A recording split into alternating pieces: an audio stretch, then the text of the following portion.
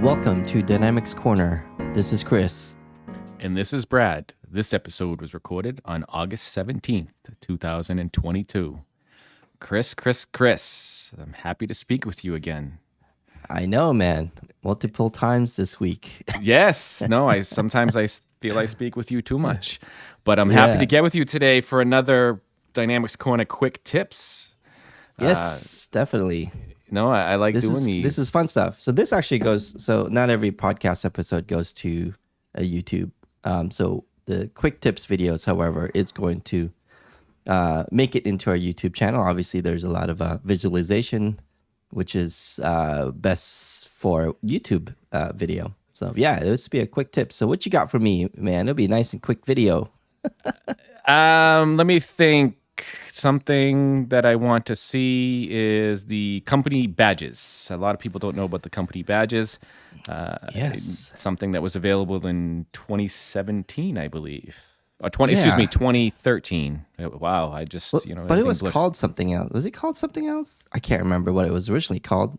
But yes, company badge. Let's get that out of the way. So company badge is easy. It's a good indication of which environment you're on. Especially if you're on-prem.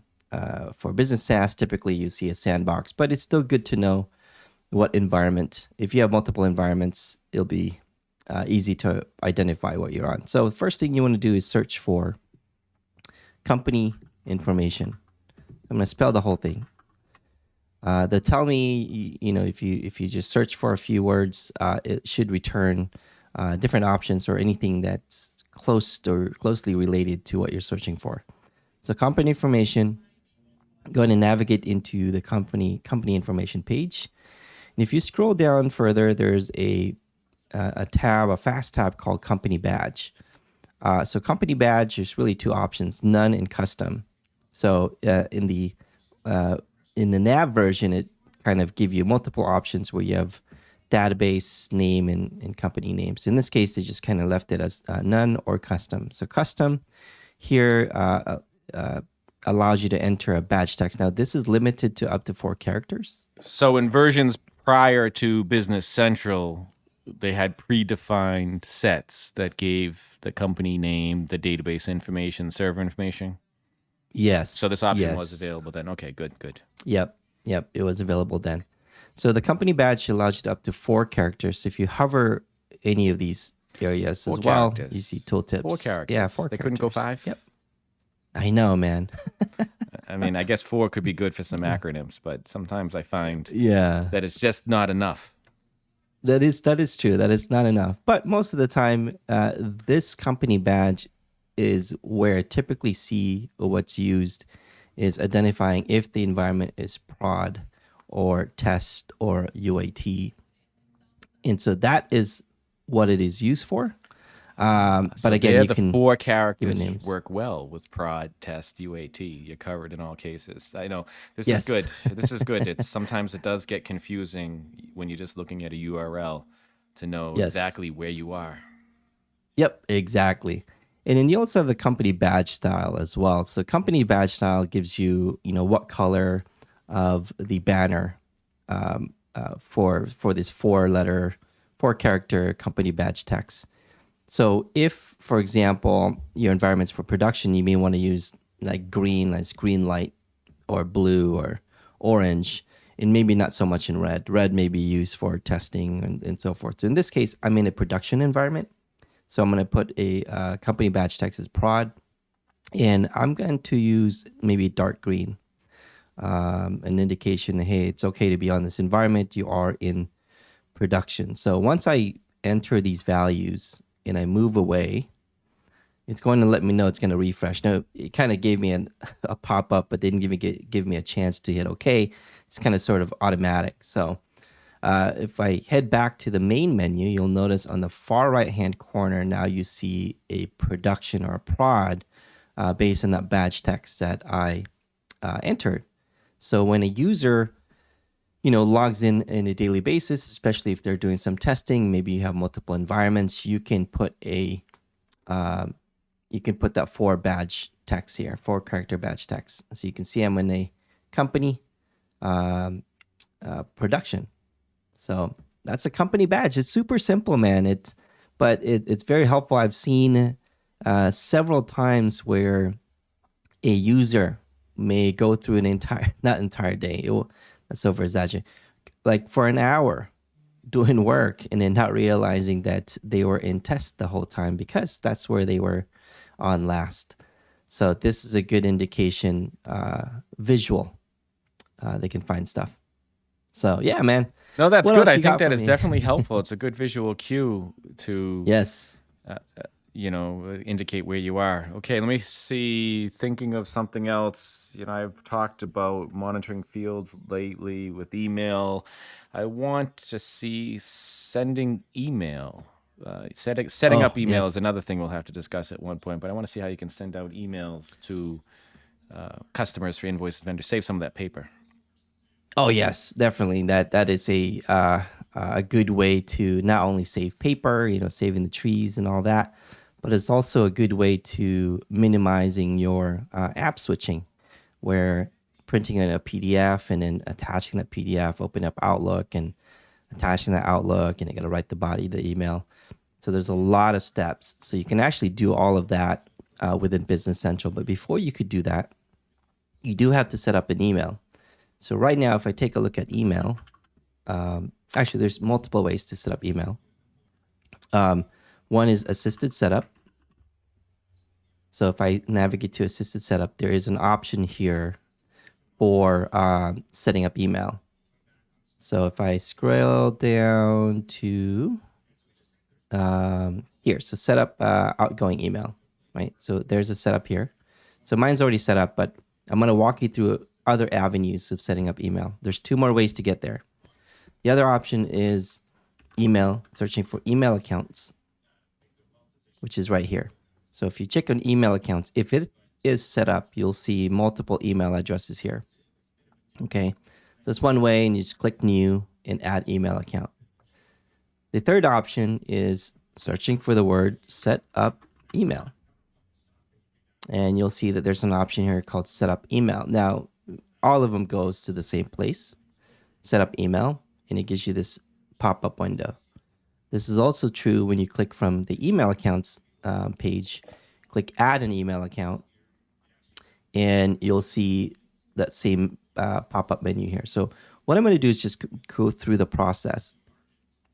And when you go click next, you see there's different versions. If you have a SMTP email server relay, you can set up your own current user. It might be basically the same as what I logged in as. And then the first option is the Microsoft 365 shared mailboxes. So this is helpful. How Business Central will send the email from within Business Central. That is correct. It's the account that it will use. That is correct, yes.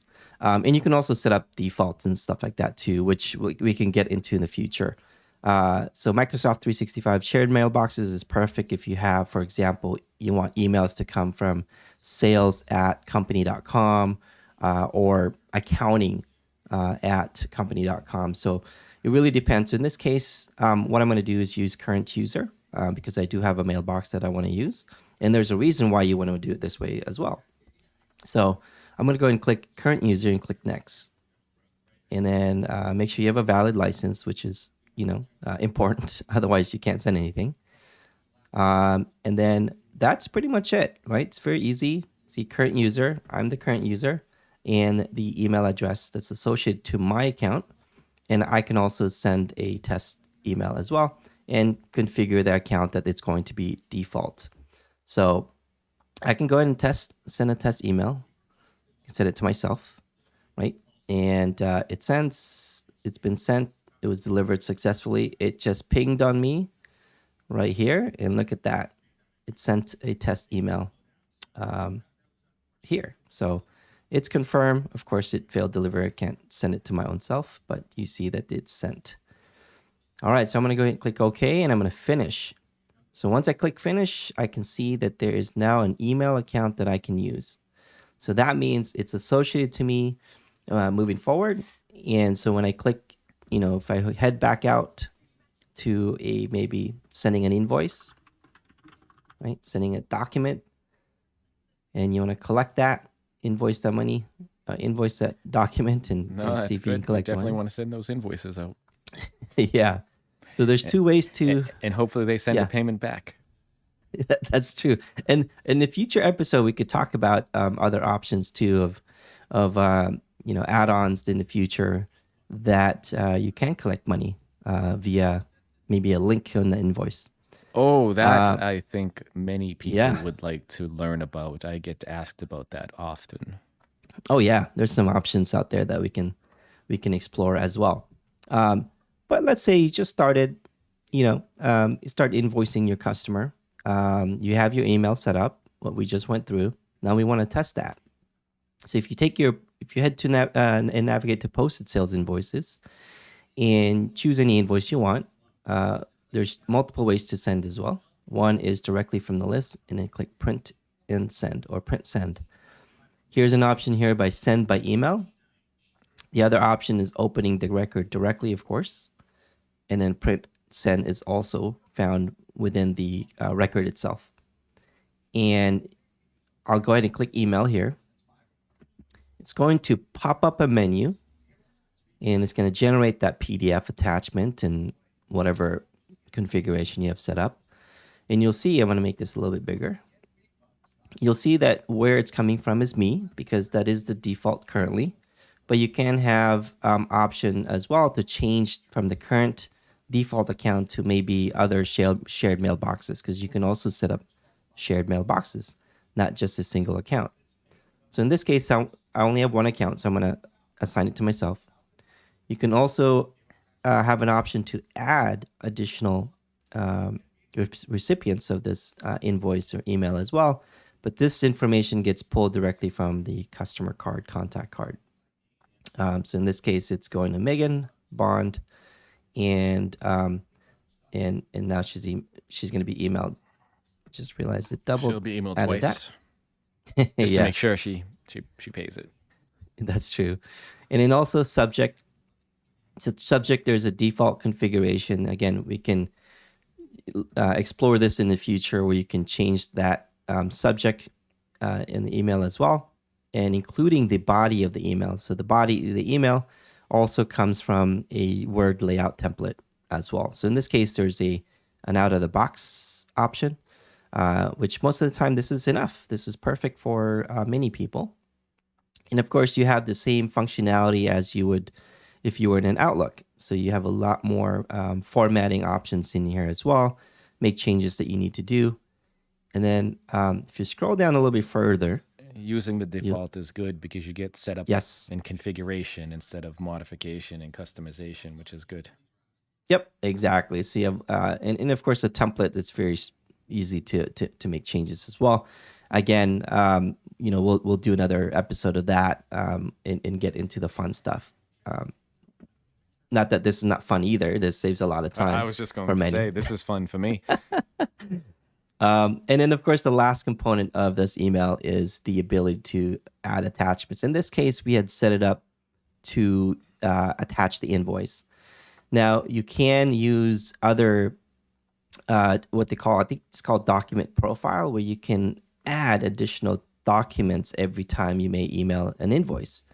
So you can also set that up as well and expand upon what we've had set up so far. In this case, it's sending the PDF document as an attachment. You can add additional file, right? Add additional file from maybe local from your machine.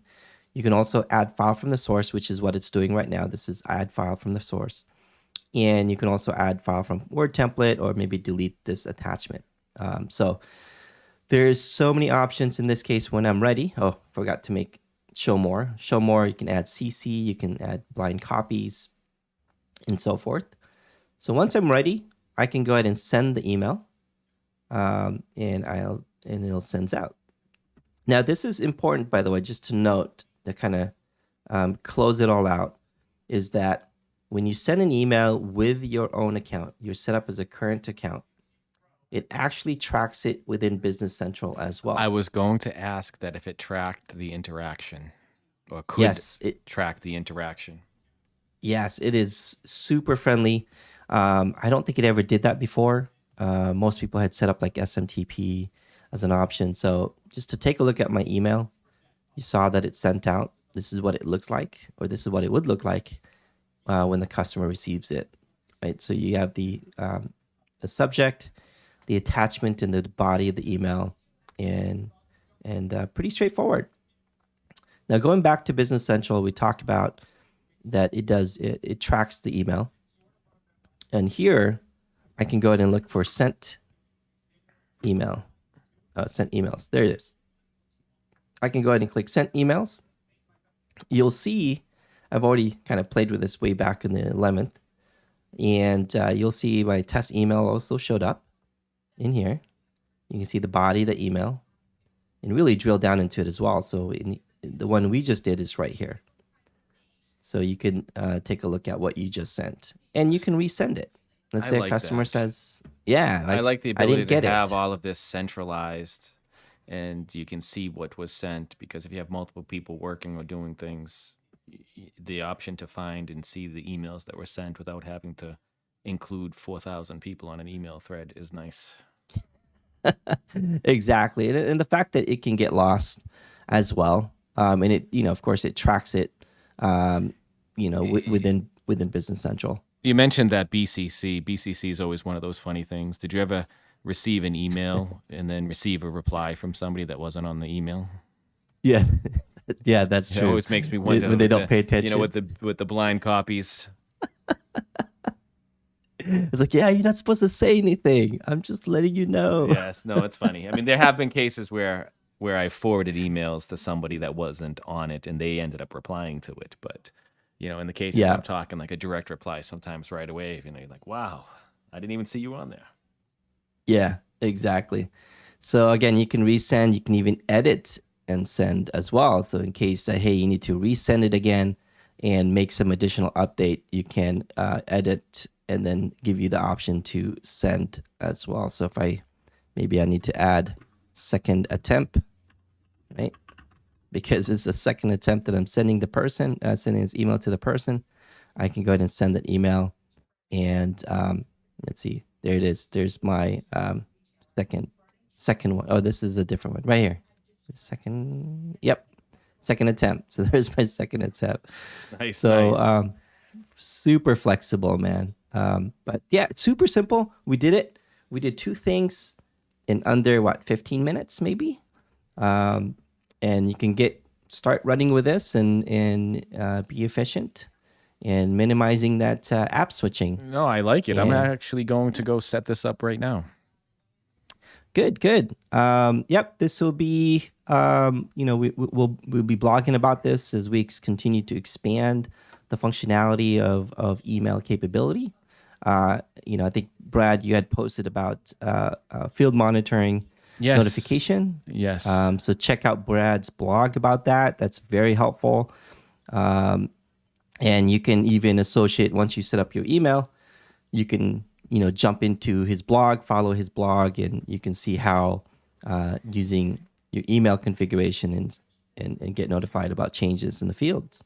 No, I think that's great, Chris. Thank you. I think this is helpful, and everyone can jump over to see the content you've posted or will post about this as well, I believe, to get some written instruction on how to do this process. Well, I think that's great, Chris. Thank you for this quick conversation. I like these little quick tips, chats that we have. I get to learn some new things. Yes, same here, man. So thank you for everyone tuning in. And, if you're listening through a podcast, I will make sure there's a link below that goes hand in hand with this one. If you are watching it from directly from YouTube, follow our, subscribe to our podcast, subscribe to this channel as well. And it'll be, it's helpful for us to know that it's, helping everybody else. So thank you for tuning in, and thank you, Brad. All right, thank you for being my audience. Bye. All right, take care.